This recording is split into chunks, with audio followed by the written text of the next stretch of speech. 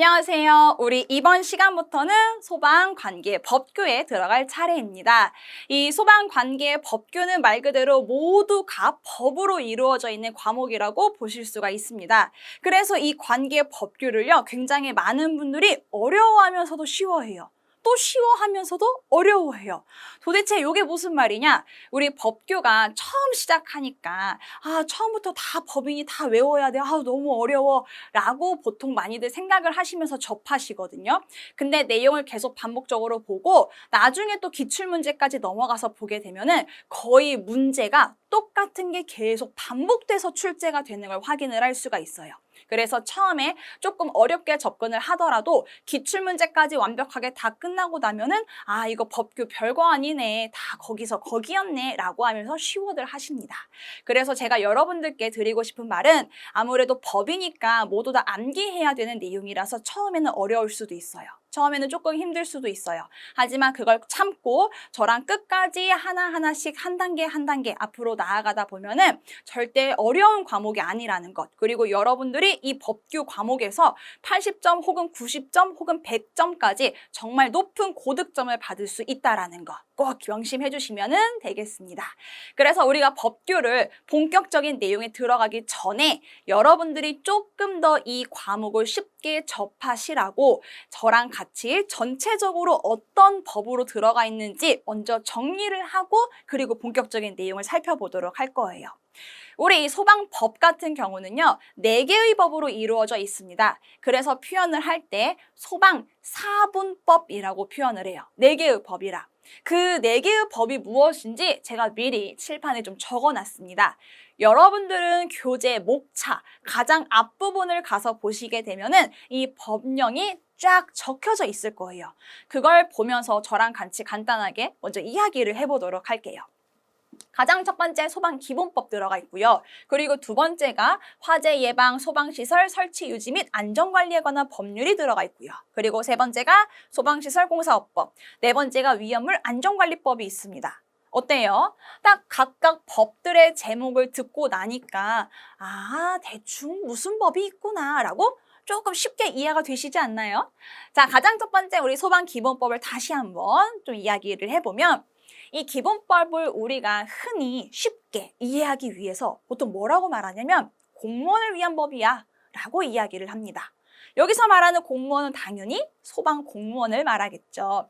이 기본법은 소방 공무원을 위한 법이야 라고 말할 수 있는 이유가 이 법을 가서 나중에 쭉 보다 보면은 가장 많이 나오는 사람이 누구냐? 소방서장, 소방본부장, 추가적으로 소방청장입니다. 이렇게 세 분이 계속 나와요. 그분들의 권한이 나오는 내용이라고 보실 수가 있습니다. 가장 쉽게 이해하시기 쉽게 이게 법조항 중에 제가 한 가지를 예시로 말씀을 드리면 우리 소방대가 출동할 수 있죠. 자, 출동할 때 도로로 막 소방 자동차 갑니다. 우선적으로 갈 수 있어요. 그래서 그렇게 우선적으로 먼저 갈 수가 있습니다라는 내용들 이 법에 들어가 있고요. 혹은 막 자동차가 출동을 하고 있었는데 불법으로 막 주정차된 차량이 있었어요. 그러면 어떻게 해요? 못 가잖아요. 이 차들을 밀고 소방차가 갈 수 있습니다. 그런 법에 대한 내용들도 전부 다 여기에 수록이 돼 있고요.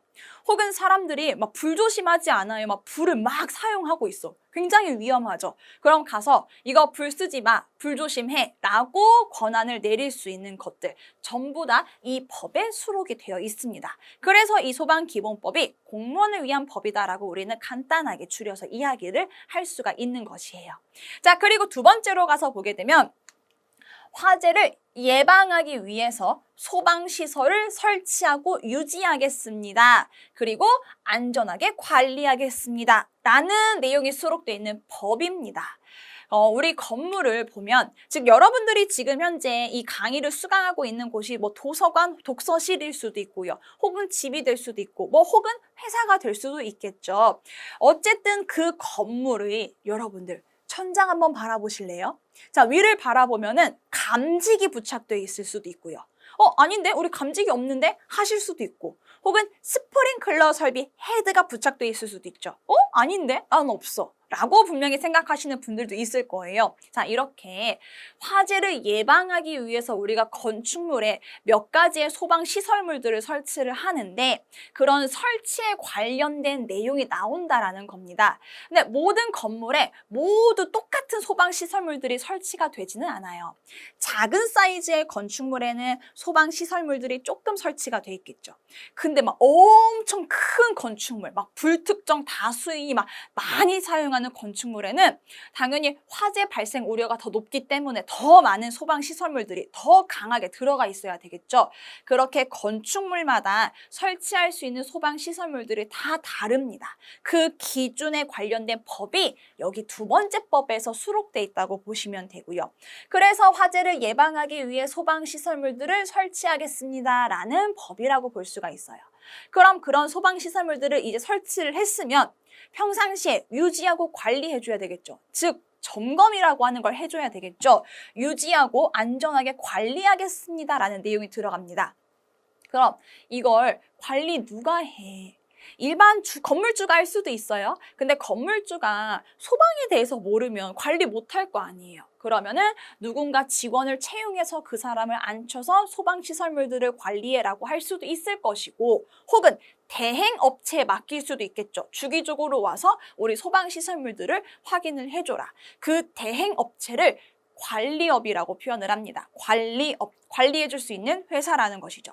근데 그런 관리업을 차릴 수 있는 사람이 관리사예요. 아마 이 자격증, 소방설비 기사 자격증을 취득하고자 하는 사람들 중에서 이제 추후에 나는 소방시설 관리사까지 갈 거야 라는 최종적인 목표를 가지고 있는 분들도 분명 계실 겁니다. 그럼 관리사라는 자격증은 아시겠죠? 그런 자격증을 가지고 있는 사람들이 관리업이라는 회사를 차려서 주기적으로 이런 소방시설물들을 유지하고 관리해 줄 수가 있는 거라고 보시면 돼요. 그럼 이 법에선 다시 정리하면 어떻게 어떤 건물에 소방시설물들을 설치할지에 대한 내용도 나올 것이고 그걸 유지하고 관리하는 관리업과 관리사에 관련된 내용이 나올 거다라고 쉽게 생각을 하실 수가 있습니다. 근데 두 번째는 이런 소방시설물들을 유지하고 관리하는 거잖아요. 그럼 유지하고 관리하기 전에 애초에 설치가 돼야 되죠. 그럼 그걸 설치를 할 때는 공사를 해야 된다라는 것입니다. 세 번째로 가서 보게 되면 소방시설물들을 공사하는 것에 대한 법입니다라고 볼 수 있어요. 우리 소방시설물들을 그냥 무턱대고 툭 가서 건물 지어지고 있는데 가서 툭툭툭툭 공사할 수 없죠. 당연히 공사하는 데에도 진행 단계라는 게 있습니다. 그 단계가 쭉 나올 거예요. 세 번째 법에서는 맨 처음에 건축물이 있으면 그 건축 도면에 어떤 소방시설물들이 설치가 되는지 설계를 먼저 해야 돼요. 그리고 그 설계되는 도면이 전부 다 완성돼서 나왔다. 그럼 그 도면을 가지고 공사를 시작하겠죠. 근데 설계 도면에 맞춰서 공사가 정확하게 잘 진행이 되고 있는지 감리를 하겠죠. 이렇게 설계, 공사, 감리라고 하는 전반적인 과정을 거쳐서 소방시설물들이 설치가 되는데 그 공사 과정을 나타낸 것이 세 번째 법이라고 볼 수가 있습니다. 설계, 그리고 공사하는 과정, 그리고 감리하는 과정에 대한 법이 수록되어 있는 거라고 보시면 돼요. 그리고 네 번째로 와서 보면 위험물 안전관리법이죠. 우리 위험한 물건들이 있습니다. 그런 위험한 물건들은 화재라든지 혹은 재난재해가 발생할 우려가 굉장히 높겠죠. 그래서 위험물질들을 다룰 때에는 그냥 막 다루는 것이 아니고 법에 맞춰서 그 규정에 맞춰 저장하고 취급하고 제조를 해야 됩니다. 그 법이 여기 네 번째 나오는 위험물 안전관리법이라고 보시면 돼요. 그래서 많은 위험한 물질들이 있는데 그럼 위험한 물질들 안 만들면 되잖아. 아니요. 우리 흔히 주변에서 볼 수가 있는 주유소에 가면 기름 있죠. 기름도 위험한 물질이죠. 불 붙으면은 홀라당 탈 수 있으니까 굉장히 빠르게 불 붙을 수 있는잖아요. 근데 이 기름이 우리 없어서는 안 되는 자원 중에 하나죠.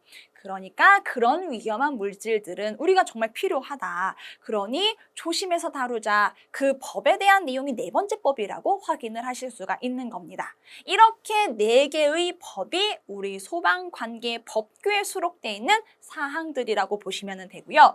근데 이 1법부터 4법까지 그 법의 양을 먼저 가서 확인을 해보게 되면은 기본법의 양이 가장 작아요. 가장 적어요. 그리고 딱 나오는 부분들이 정확하게 포인트들이 정해져 있습니다. 그래서 우리는 이 기본법에 나오는 모든 내용은 다 맞출 거예요. 20문장이죠. 그 20문항 중에서 한 4문제 정도를 차지를 하고 있어요. 그럼 우선 반의 반은 우리는 가져간다라는 거예요. 그래서 기본법, 정말 양은 적지만 나오는 건 정해져 있으니 내가 무조건 다 맞추겠다 생각하시고요.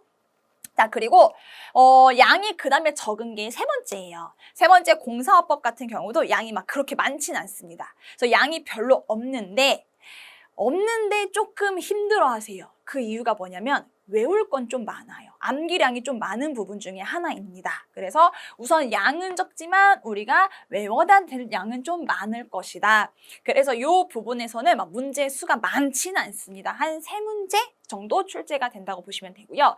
양이 정말 많은 건 이법과 사법이에요. 두 번째랑 네 번째. 진짜 양 많아요. 두꺼워요. 대신에 그만큼 여기 두 번째 법에서는 출제되는 문제도 많습니다. 정말 많이 나올 때는요, 막 한 8문제까지 나온 적도 있었어요. 20문항 중에서 거의 절반을 차지를 하고 있죠. 양이 많기는 하지만 다 정해져 있어요. 나올 만한 것들. 절대 걱정하지 않으셔도 괜찮아요. 그래서 우선 두 번째 법은 양이 많지만 우리가 나오는 내용은 정해져 있으니까 내가 그 부분만 정확하게 포인트 잡고 가겠다. 한번 생각을 해주시고요. 그리고 위험물법 것도 마찬가지로 양이 많아요. 근데 이것도 양이 많음에도 불구하고 거의 나오는 내용이 좀 정해져 있는 편이에요. 나오면 한 4-5문제 정도 출제가 된다고 보시면 되고요. 그래서 이렇게 1법부터 4법까지 4가지의 법으로 구성되어 있다. 한번 기억해 주시고, 그럼 우리는 가장 첫 번째 소방 기본법부터 내용을 시작을 하겠죠. 근데 우리 아직 내용 안 들어갈 거예요. 이 법에 대한 체계부터 먼저 확인하고 그리고 다시 법으로 들어갈 겁니다. 자, 나머지 2법부터 4법까지는 지우고 어차피 똑같은 체계니까 첫 번째에 있는 소방 기본법 내용부터 살펴볼게요. 소방 기본법입니다. 이 기본법을 자세하게 가서 보게 되면은 우리 소방 기본법이라고 하는 것도 있지만 그 기본법의 시행령이라고 하는 법도 있고요. 또 그 아래로 가면 소방 기본법 시행규칙이라고 하는 게 있습니다. 기본법이야 라고는 이야기를 하지만 결국에는 법이 3개가 섞여져 있는 거예요. 왜 이렇게 3가지로 구성이 되어 있느냐? 이 소방기본법에서는요, 전체적인 기본법의 내용을 다 다루고 있습니다. 큰 틀을 잡아주는 법이라고 보시면 돼요. 근데 거기에 이제 자세한 내용들을 다 수록하자니 법이 얼마나 두꺼워지겠어요? 그래서 우선 가장 첫 번째 기본법에서는 우선 큰 틀만 잡아주는 것이고 조금 더 자세한 내용은 그 아래 법인 시행령에서 정하고 있습니다. 그래서 법을 읽다 보면 이런 단어가 나와요. 조금 더 자세한 사항은 대통령령으로 정하겠습니다. 즉 대통령이 정한다라는 뜻이에요. 그래서 대통령령으로 정하겠습니다 라고 나옵니다. 그럼 우리가 그 자세한 사항을 찾으러 어딜 가냐? 기본법 시행령이라고 하는 법을 가서 보게 되면 자세한 내용을 확인을 할 수가 있어요. 근데 이 시행령에서도 너무 많은 내용들을 다 다루기에는 힘들어요. 그 과정, 절차 모든 것들을 다 수록할 수가 없습니다. 그래서 그 아랫법에 이렇게 시행규칙이라고 하는 법이 하나가 더 추가가 되는데 이 시행규칙은 법을 읽다 보면 이렇게 표현돼서 나옵니다. 더 자세한 사항은 행정, 안전, 불령으로 정하겠습니다 라고 표현을 합니다.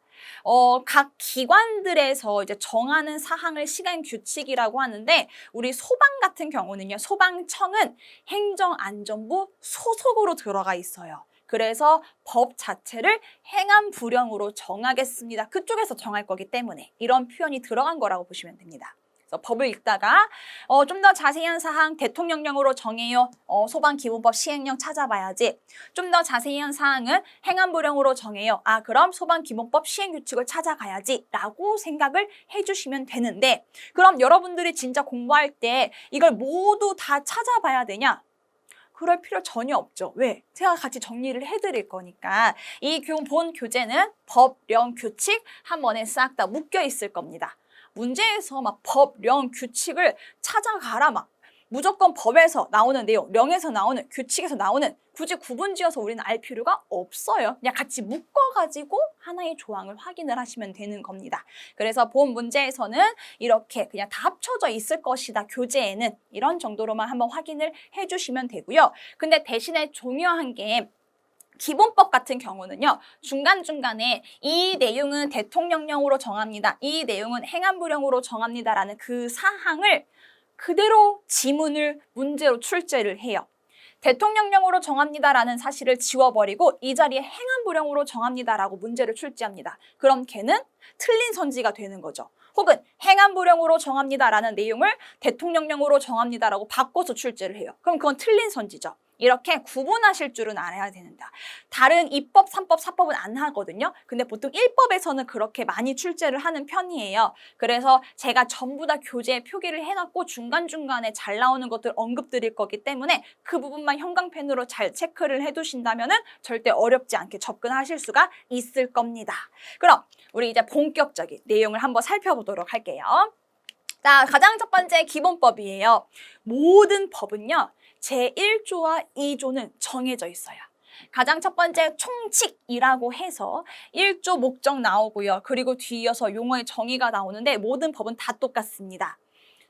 다 중요해요. 그래서 기본법부터 시작해서 위헌물법까지 4개의 법이 있죠. 거기에 목적과 정의가 나오는데 어디서 나올지는 모르지만 무조건 거기에서 한 문제 이상은 출제가 됩니다. 따라서 목적과 정의는 우리 무조건 숙지해야 된다라고 보시면 돼요. 그럼 가장 첫 번째 목적부터 가겠습니다. 여기 목적은 이 법을 왜 만들었는지에 대해서 알려주는 내용으로서 목적만 정확하게 읽어보게 되면은 이 법이 왜 만들어졌는지 어떤 내용들이 나올 건지를 쉽게 확인을 하실 수가 있습니다. 자, 그럼 가장 첫 번째 기본법 볼게요. 화재를 예방, 경계하거나 진압하고 화재, 재난, 재해, 그 밖에 위급한 상황에서 구조와 구급 활동을 하겠다라고 나옵니다. 그럼 결국엔 이거 누가 하는 거예요? 소방공무원이 하죠. 진압하고 구조하고 구급활동하고 그래서 소방공무원을 위한 법이다 라고 볼 수가 있습니다. 이런 행위를 하면은 국민의 생명과 신체와 재산을 보호해 줄 수가 있죠. 그래서 우리가 결국에는 얻고자 하는 궁극적인 최종 목적, 이 법을 통해서 우리가 얻고자 하는 최종의 궁극적인 목적은 무엇입니까? 가장 첫 번째, 공공의 안녕. 모든 사람들이 안녕해야 된다는 거죠. 그리고 두 번째를 질서 유지라고 본다. 그리고 세 번째가 복리 증진이다. 이런 것들의 이바지함을 목적으로 하고 있습니다. 이 세 가지가 최종의 궁극적 목적이다라고 보실 수 있죠. 그래서 예경진 99. 이 활동을 통해서 이 세 가지를 얻고자 한다라고 보실 수가 있습니다. 자, 그럼 우리 이번에는 용어에 대한 정의로 가보도록 할게요. 각 법에서 나타나는 이 용어에 대한 정의들은요. 그 법에서 정말 많이 쓰이는 단어들 있죠. 그 단어들을 알려주는 내용들이라고 보시면 돼요. 특히 4개의 법 중에서 여기 첫 번째에 나오는 기본법의 용어의 정의가 시험에서 진짜 제일 많이 나왔어요. 정말 많이 나왔어요. 자, 가장 첫 번째 소방 대상물부터 볼 텐데 소방 대상물은요. 쉽게 생각하면 땅에 붙어 있는 화재가 혹은 재해가 발생을 했을 때 소방 공무원이 무조건 출동해야 되는 대상이라고 보시면 돼요. 땅에 붙어 있는, 자, 그래서 건축물, 차, 배 관련된 건조물, 산림, 그 밖에 인공구조물이라고 하는 것들을 모두 다 소방 대상물이라고 표현을 하죠. 시험에서 중요한 것은 괄호 안에. 제가 땅에 붙어 있는 거라고 계속 강조했죠. 자, 선박인데 항구에 메어둔 선박만 해당이래요. 즉 선박배라고 보실 수가 있습니다. 항해 중인 선박이 나왔어요. 그럼 이건 맞을까요? 틀릴까요? 항해 중인 선박은 땅에 안 붙어 있고 바다에 떠 있다라는 거죠. 바다에 떠 있으면 소방 대상물 아니에요. 그래서 메어둔 선박만 해당이라고 보는 겁니다. 시험에 정말 많이 나온 것 중에 하나예요. 꼭 체크하세요. 자, 그러면 제가 한번 질문을 줄게요. 여러분들이 잘 이해를 하셨는지. 비행기가 있습니다. 항공기가 경납고에 들어가 있어요. 그러니까 쉽게 말하면 주차돼 있다라는 거죠. 자, 거기에서 불 붙었습니다. 그럼 우리 소방 대상물이라고 그거는 생각을 할까요? 그렇죠. 땅에 붙어 있으니까 빨리 출동을 해야 되겠죠. 근데 항공기가 있었어요. 떠다니고 있습니다. 근데 화재가 발생을 했어요. 소방 대상물일까요? 아니요. 떠 있는 거는 소방 대상물이라고 표현하지 않습니다. 붙어 있어야 되죠. 자, 그럼 한 가지 더 자동차로 갈게요. 자동차 주차돼 있습니다. 이건 소방 대상물이죠. 자, 자동차가 달리고 있었어요. 운전 중이었다라는 거죠. 그 차량은 소방 대상물일까요? 그럼 한번 생각을 해보겠죠. 자동차가 달리는 경우면은 날아? 아니? 그럼 배처럼 떠다녀? 아니? 땅에 붙어 있어. 그렇죠. 그럼 뭐예요? 소방 대상물이에요. 이렇게 소방 대상물은 땅에 붙어 있는 거라고 생각하시면 됩니다. 자, 그리고 두 번째, 관계 지역. 관련되어 있는 지역이라는 거죠. 위에 있었던 이 소방 대상물이 있는 장소. 근데 중요한 것이 그 장소뿐만이 아니고 이웃한 지역까지도 관련되어 있는 지역으로 봅니다. 소방 대상물이 있는 장소만을 말한다. X. 이웃한 지역까지도 말한다라고 보실 수가 있습니다. 그래서 화재의 예방과 경계와 진압과 구조와 구급의 활동을 한다. 우리 소방기본법의 목적, 예경진 구급. 그럼 밑에는 관계는 뭐예요? 사람이죠. 그 지역과 관련 있는 사람들. 소방 대상물과 관련된 사람들. 우리는 묶어서 이거를 소관점이다라고 외울 겁니다. 소유자, 관리자, 점유자. 딱 세 가지밖에 없죠. 사지선다형이에요. 우리는요. 시험에 잘 나오겠죠. 너무 쉽겠죠. 출제되면 1초 만에 풀고 넘어가야 되는 부분이라고 보실 수가 있습니다. 그럼 소유자는 무엇이냐? 건물로 이야기를 해보도록 할게요. 여기 건축물로 예를 들어서 건물을 가지고 있는 건물주, 소유자. 근데 그 건물을 관리해 주실 수 있는 분들이 있죠. 관리자. 관계인이라는 거죠. 근데 그 건물을 상점이라고 볼게요. 임대해서 들어갔어요. 그분도 그 건물의 관련자라고 보실 수가 있죠. 점유자. 그래서 소관점을 관계인이라고 우리는 표현을 한다. 자, 밑으로 내려와서 본부장 가겠습니다. 본부장은 뭐 다른 것들에 비해서는 자주 이걸 막 바꿔서 출제를 하는 건 아니지만 우리가 보고 가야 되는 포인트 되는 부분이 있습니다. 자, 시도에서 화재의 예경진 구구에 대한 업무를 담당하는데 거기에 추가적으로 조사에 관련된 업무도 들어갑니다. 화재가 발생하게 되면은 화재가 왜 발생했는지 조사를 해야 되죠. 그런 조사에 대한 업무도 들어간다라는 거예요. 그래서 예경진 구구와 조사도 있구나. 근데 중요한 건 이 부분이 아닌 이 부분입니다. 부서의장이에요. 만약에 여기가 본부의 장이라고 나오면 얘는 잘못됐습니다. 소방본부장이기 때문에 본부의 장이다? 아니에요. 하나의 부서의 장이라고 표현을 할 수가 있죠. 이 부분만 한번 체크하시고요. 자, 소방대로 가겠습니다. 소방대도 시험에 잘 나온 것 중에 하나예요. 자, 화재를 진압하고 화재, 재난, 재해, 그 밖에 위급한 상황에서 구조와 구급 활동을 하기 위해서 만들어진 조직체. 보니까 예경진 구구여야 되는데 진구구밖에 없는 거 보이시죠? 예방과 경계 없죠? 소방대라고 하는 것은 재난, 재해가 발생했을 때 현장으로 투입하는 조직체예요. 현장으로 바로 가는.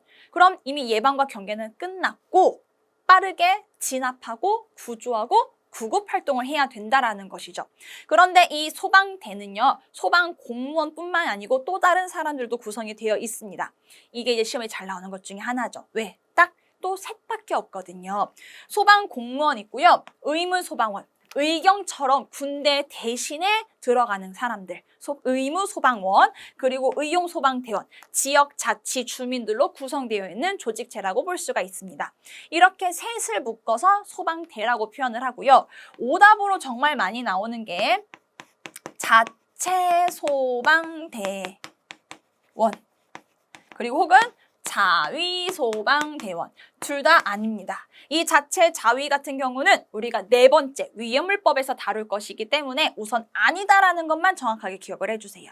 자, 그리고 밑으로 내려가면서 소방대장 있죠. 그럼 위와 같은 소방대가 꾸려졌으면 그 대의 장이 있을 거 아니에요. 그 사람을 소방대장이라고 표현을 합니다. 현장에서 소방대를 지휘하는 사람.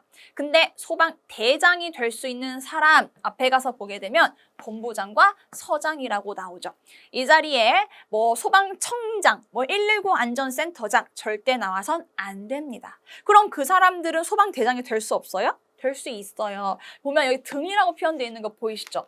본부장과 서장이지만 이 사람 말고도 또 다른 사람도 가능해요. 근데 우리는 법적인 문구 그대로를 접근을 해야 돼요. 문제에는 따라서 본부장과 서장으로만 표기를 하고 있으니 우리는 법적 그대로 본서장만을 찾아야 됩니다. 그래서 그 자리에 청장 들어가서는 안 된다라는 것이에요. 법문구 그대로 봐야 되니 여기 나오는 용어의 정의 정말 잘 나온다고 제가 계속 강조드렸습니다. 꼭 체크하셔서 기억하시고요. 우리 제3조 내용 들어가 보도록 하겠습니다. 제3조는 소방기관에 관련된 내용들이 들어가 있습니다. 여기서 말하는 소방기관이라고 하면 쉽게 생각하면 소방본부, 소방서 이런 것들을 우리는 소방기관이라고 표현을 해요. 이런 소방기관이 왜 설치가 되는지, 어디에 설치가 되는지에 관련된 내용입니다. 그 목적을 가서 우선 확인을 해보게 되면 목적은 우선 가볍게 한번 쭉 읽어보세요. 시도의 화재의 관련된 예경진, 구급, 예방, 경계, 진압, 구조, 구급 이런 것들에 대한 업무를 해야 되죠. 근데 뿐만 아니고 우리 조사라고 하는 내용 들어가 있었습니다. 어디에? 본부의 장에. 그래서 조사에 대한 업무 있다라고 볼 수가 있고요. 그 이외에도 소방, 안전, 교육, 홍보 이런 내용도 들어간다라고 볼 수가 있습니다. 근데 이런 걸 다 묶어서 우리 소방 업무 이런 것을 수행하기 위함이다. 근데 목적은 그렇게 많이 안 나오니까 한번 읽어보시고 아래쪽에 있는 내용이 우선 중요하다라고 볼 수가 있어요. 각각 하나의 선지로 나오게 될 겁니다. 두 번째, 이래서 소방기관을 그럼 어떻게 설치를 합니까? 그 절차에 관련된 사항들은 대통령령으로 정하고 있습니다. 행안부령 아니에요. 소방기관을 설치를 할 때 어떻게 설치를 해야 되는지에 대한 사항은 대통령령으로 정하고 있는데 그럼 대통령령이면 우리 앞에서 여기서 이야기를 했죠. 어디 가야 돼요? 시행령을 가라고 되어 있습니다. 하지만 소방기본법 시행령을 가서 보게 되면 이 기관을 어떻게 설치를 해야 되는지에 대한 사항을 확인할 수가 없습니다. 왜요? 여기서 말하는 대통령령은 우리 소방기본법에 해당되는 대통령령이 아니고 다른 타법이에요. 소방기관과 관련되어 있는 다른 법을 의미하기 때문에 우리 시험범위 아닙니다. 우리는 볼 필요가 없습니다. 우리가 기억할 거는 이 자리에 행안부령이 들어가서는 안 된다라는 것만 기억하시면 되는 거예요. 대통령령이다. 그리고 세 번째, 본부장과 서장은 누구의 지휘와 감독을 받아요? 시도지사의 지휘와 감독을 받습니다. 소방 공무원이 국가직으로 전환이 되었습니다. 2020년도 4월 이후로부터. 근데 그 전까지는 지방직이었습니다. 그래서 모든 소방 공무원은 지방직으로서 각 시도 소속이었다고 보실 수가 있죠. 그래서 시도지사의 지휘와 감독을 받습니다 라고만 표기가 되어 있었는데 2020년도 4월 이후로 국가직으로 전환이 되면서 이렇게 네 번째, 소방청장도 필요한 경우에 있어서 시도 본부장과 서장을 지휘 감독할 수 있다라는 것이 문구가 추가되었어요. 그럼 국가직으로 바뀌었으면 세 번째 관련된 사항은 삭제됐습니까? 아니요. 아직 남아 있습니다. 아직까지 본부장과 서장은 이렇게 시도지사의 지휘와 감독을 받습니다. 그리고 또한 소방 공무원 채용을 할 때 각 시도별로 필요한 인원수에 맞춰서 채용도 하고 있는 것이죠. 그리고 나중에 교육과 훈련도 각 시도에서 시행을 하는 것이고요. 그래서 여전히 시도지사의 지휘와 감독을 받는데 이제 신분이 지방직이 아닌 국가직으로 전환이 되면서 청장도 감독할 수 있다라고 그냥 하나의 문구가 추가됐다라고만 생각을 하시면 됩니다. 여기 시도지사예요. 청장 아니고요. 마지막 다섯 번째, 따라서 아직 시도지사 직속으로 우리 본부를 둔다라는 표현이 계속적으로 나온다. 저 자리가 소방청장 아니다, 시도지사다라는 것만 계속 확인을 해주시면 되겠습니다. 그래서 이것들은 전부 다 하나의 선지로 나올 것이고요. 엄청 자주, 너무 많이 나오는 부분은 아니기 때문에 대통령, 시도지사, 청장 위치만 정확하게 확인 한 번씩 해주시면 되겠습니다. 네 번째, 119 종합상황실 설치와 운영 가서 보도록 할게요. 119 종합상황실입니다. 요거는 아마 딱 단어 듣자마자 내가 119에 전화하는 곳이라고 쉽게 떠올릴 수가 있을 거예요. 우리 각 소방기관들, 소방서, 소방본부, 소방청이라고 볼 수가 있어요. 소방서와 소방본부와 소방청을 가서 보게 되면 119 종합상황실이 설치가 되어 있습니다. 그래서 우리가 전화하면은 전화 받는 거죠. 신고 전화 확인해 주는 거죠. 네, 어디서 가장 처음 전화를 받냐면 소방서에서 받아요. 가장 작은 단위에서 전화를 받는 거죠. 그래야 정확한 위치를 파악하고 가장 가까이에 있는 119 안전센터에서 연락을 해서 바로 출동을 보낼 수가 있는 것이죠. 왜 그럼 설치를 하느냐? 그 목적을 가서 확인을 해보면 화재, 재난, 재해, 그 밖에 구조구급이 필요한 상황이 발생했을 때 신속한 소방 활동을 위해서 정보를 수집하고 분석하고 판단하고 전파하고 상황을 관리하고 현장을 지휘하고 조정하고 통제하고 이러한 전반적인 업무를 수행하기 위해서 119 종합상황실이 설치가 됩니다.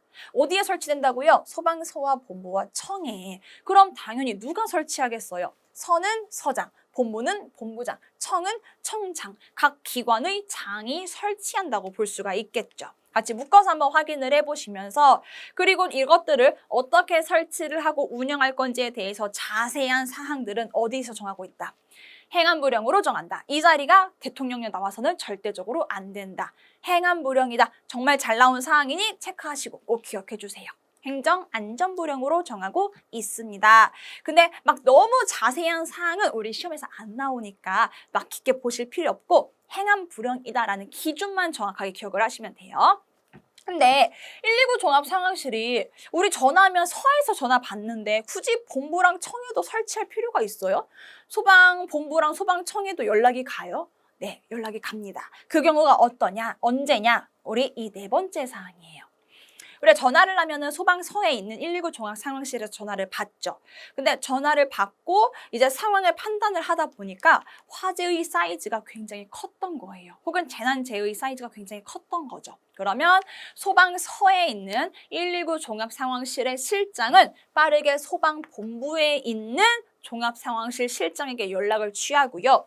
본부에 있는 실장은 청에 있는 실장에게 연락을 취하게 됩니다. 그래서 여기서 컨트롤 한다고 우리는 생각을 하시면 돼요. 그럼 그 큰 화재, 재난, 재해가 어떤 것이냐? 아래와 같은 사항입니다. 정말 잘 나왔어요. 숫자 잘 체크하세요. 사망자가 5인 이상 발생한 화재. 죽은 사람이 5명 이상이래요. 엄청나게 큰 화재였던 거죠. 그리고 두 번째가 사상자가 10인 이상인 경우. 여기서 사상자라고 하는 것은 사망한 사람과 부상당한 사람을 우리 묶어서 표현을 한다고 보실 수 있어요. 그래서 사망한 사람이 예를 들어서 한 명이었어요. 한 명이면 1번에 해당되지 않기 때문에 보고 안 해도 되죠. 근데 부상당한 사람이 9명이었어요. 그래서 합산했더니 10명이었다. 그러면 이 또한도 보고해야 되는 경우입니다. 그리고 세 번째 이재민. 이재민은 재난 재해로 인해서 피해받은 사람, 즉 화재가 발생했는데 그 화재로 피해받은 사람이 100명이 넘어가면은 보고해야 되는 사항이 되는 거죠. 그리고 세 번째 재산 피해액 금액이에요. 그 재산 피해액이 50억 원 이상인 경우에 있어서도 빠르게 보고합니다. 우선 우리가 중요하게 외워야 되는 부분은 이렇게 4가지예요. 4가지. 시험 가장 많이 나왔어요. 4가지 사항이. 특히 여기 이재민과 재산 피해액. 위에는 너무나 쉽기 때문에 다들 쉽게 접근을 하시는데 이 둘을 보통 바꿔서 많이 출제를 해요. 이것을 50인으로 바꾸거나 이것을 100억으로 바꿉니다. 근데 50과 100을 어디서 많이 봤기 때문에 쉽게 접근을 못 하세요. 그러니까 꼭 체크하셔서 이재민 100인, 금액은 50이다라는 거 꼭 기억하시고 이거 4가지 완벽하게 외우시면 그리고 아래로 내려가면 됩니다. 밑에서부터는 숫자 위주로 그냥 기억하시면 돼요. 숫자 위주로. 5번째 관공서, 학교, 정부미, 도전공장, 문화재, 지하철, 지하구 이렇게 그냥 중요한 물건, 건축물에 있어서도 화재가 발생하면 빨리 보고한다. 가볍게 확인하시고 층수 기억할게요. 11개층, 11층 이상인 건축물, 조금 건물이 고층이다라는 거죠. 그런 경우도 빠르게 알립니다. 그리고 7번째, 위험물 제조소 등이에요. 여기서 등은 기타 등등을 의미하는 것으로서 이 제조소 등을 제조소, 저장소, 취급소 라고 우리는 풀어서 이야기를 할 수도 있습니다. 네, 이 내용은 어차피 4번째 위험물법에서 볼 거기 때문에 그냥 지금 간단하게만 넘어갈 것이고요. 지정수량 3,000배라는 것만 기억하도록 하겠습니다. 지정수량이 뭐예요? 요거 저보다 4번째 법에서 우리 자세하게 다룰 거기 때문에 이 자리가 3,000배가 들어가야 된다라는 것만 우리는 지금 기억하도록 하겠습니다. 3,000배. 자, 그리고 8번째, 9번째는 묶어서 보겠습니다. 5층이라고 하는 단어. 5층, 5층. 객실이든 병상이든 무조건 5층. 그리고 무조건 30실 30개가 이상인 병원 숙박시설에서 화재가 발생한 경우. 그리고 공장 나왔다. 1만 5천. 화재 경계 지구. 이건 우리가 뒤에서 화재 경계 지구가 뭔지 배울 거예요. 그리고 12번째 가면은 1,000톤이라는 숫자 기억하겠습니다. 항구에 메어든 총 톤수가 1,000톤 이상인 선박. 이런 경우. 그리고 13번째, 14번째는 가볍게 보셔도 괜찮아요. 가스 및 화약류 폭발에 의한 화재, 다중이용업소에서 발생한 화재. 이런 경우에 있어서는 소방서에서는 본부로, 본부에선 청으로 빠르게 안내한다라고 보실 수 있겠습니다. 자, 그리고 우리 이제 박물관 설립과 운영에 대한 내용으로 가볼게요. 내용 보시면 제목에 박물관 등이라고 나오죠. 이렇게 등 붙으면 기타 등등이에요. 여기서는 소방박물관의 설립과 운영도 나오지만 소방체험관에 관련돼서도 나온다라고 볼 수 있습니다. 박물관과 체험관. 박물관이라고 하는 것은 우리 소방에 관련된 역사를 확인할 수 있는 곳인데요. 이 박물관에 가서 보게 되면은 소방 예전에 과거에 사용했었던 펌프 같은 것들 혹은 옷 혹은 소화기 이러한 전반적인 것들을 쫙 나열해서 사람들이 확인할 수 있는 그런 공간을 마련한 곳이라고 좀 보시면 됩니다. 그리고 오른쪽에 있는 이 체험관 같은 경우는 내가 몸소 체험할 수 있어요. 진짜로. 저도 직접 해봤습니다. 가서 보게 되면 소화기 같은 것들 있죠. 내가 직접 쏴볼 수도 있고요. 혹은 제가 간 곳은 지진이 발생을 했을 때 어떻게 행동을 해야 되는지까지도 체험할 수 있는 공간이었어요. 그래서 제가 어떤 넓은 공간에 올라가죠. 그럼 막 흔들립니다. 진짜 지진이 발생한 것처럼. 그럼 막 안내 음성음이 나와요. 머리 위에 뭐 방석이라든지 이불들을 둘러라. 그리고 빨리 피난해라. 그런 음성 안내음에 맞춰서 제가 막 밖으로 피난을 할 수가 있습니다. 이렇게 몸소 체험할 수 있는 체험관이라서 여러분들도 신청하시면은 가서 쉽게 하실 수 있습니다. 집 근처 한번 확인해 보셔가지고 한 번쯤은 가보셔도 괜찮을 것 같아요. 체험관. 그래서 이러한 것들에 대한 내용이 나오는 것인데 이런 자세한 내용들은 다 어디서 정하고 있느냐? 행안부령으로 정하고 있다라고 내용이 나오고 있습니다. 소방박물관 설립과 운영에 필요한 자세한 사항은 법으로 다루기엔 너무 양이 많으니까 행안부령 가서 확인하세요. 그럼 시행규칙인 거죠. 그 시행규칙을 가서 보게 되면 박물관은 소방청장이 설치할 건데 이걸 운영하기 위해서 운영위원회를 만들 거다. 그 위원회는 7명 이내로 구성되어 있습니다. 라는 내용들. 그럼 박물관장도 있겠죠. 그 박물관장은 이렇게 소방 공무원 중에 청장이 임명합니다. 라는 모든 내용들이 이렇게 행안부령에서 정하고 있습니다라고 볼 수가 있습니다. 굳이 행안부령에 이 내용이 있어 막 이렇게 외우실 필요 없고요. 소방박물관에 관련된 내용은 행안부령이야 라고만 끝내서 외우시면 돼요. 자, 왜? 체험관은 다르거든요. 체험관에 관련된 사항은 행안부령으로 정하는 기준에 따라서 시도조례로 정합니다라고 되어 있죠. 우선 행안부령으로 정하는 기준이 있긴 있어요. 체험관이라고 하는 것을 만들 때 대략적으로 이런 것은 갖춰야 돼라는 기본적인 틀은 있다는 거죠. 하지만 그 틀을 갖추고 조금 더 자세한 내용은 시도조례로 정하겠다. 즉, 알아서 해. 시도에서 알아서 해 라고 하는 내용이라고 보시면 돼요. 그래서 각 시도별로 이 체험관을 가서 보게 되면 조금씩 다릅니다. 재정적으로 여유가 있었으면은 체험관도 훨씬 더 으리으리하고 너무 더 많은 것들을 체험할 수 있는 공간이 많겠죠. 하지만 재정적으로 많이 여유 있지 않은 상황이었다라고 하게 되면 가장 기본적인 것들만 갖출 수가 있겠죠. 이렇게 시도조례로 정한다라고 표현을 할 수가 있습니다. 그래서 행안부령으로 정하는 기준에 따라라는 문구가 나오긴 했지만 이게 중요한 게 아니에요. 소방체험관은 무조건 시도조례로 정한다라고 기억하시는 게 아주 중요합니다. 그래서 체험관 누가 설치? 시도지사가 본인들 시도에 맞춰서 하는 것이죠. 정말 중요해요. 박물관은 청장, 체험관은 시도지사. 정말 중요해요. 많이 나왔고요. 박물관, 행안부령. 대통령령으로 바꿔서 잘 나옵니다. 절대 아니에요. 행안부령이고요. 체험관은 시도조례라고 보실 수가 있겠습니다. 여기까지 한번 확인을 해보면서 6조로 갈게요. 자, 우리 6번째 조항은 그렇게 중요하지 않습니다. 많이 나오는 내용은 아니기 때문에 그냥 큰 틀 정도로만 보시면 됩니다. 자, 소방 업무에 관한 종합계획이라고 나와 있죠. 소방에 관련된 업무들을 어떻게 수행을 할 건지에 대한 계획을 짜는 건데, 그럼 소방에 관련된 업무니까 우리가 지금 배우고 있는 건 소방기본법, 소방공무원을 위한 법이니까 그 소방 업무에 관련된 계획을 누가 짠다고 보겠어요? 소방의 가장 윗사람, 소방청장이라고 볼 수가 있습니다. 수립시행권자 소방청장이고요. 근데 종합계획을 매번 짜느냐? 그건 아니고 큰 틀만 우선 짜요. 5년에 한 번씩. 큰 틀인 종합계획을 짜면은 그 틀을 가지고서 각 시도마다 상황이 다 다를 거 아니에요. 그래서 각 시도의 시도지사가 매년 세부 계획을 짜서 시행을 합니다. 그래서 종합계획은 청장 5년이다. 큰 틀을 짜주는 것이고 조금 더 세부적인 것은 각 시도마다 다르기 때문에 시도지사가 매년 수립하고 시행한다. 이 정도만 보셔도 충분합니다.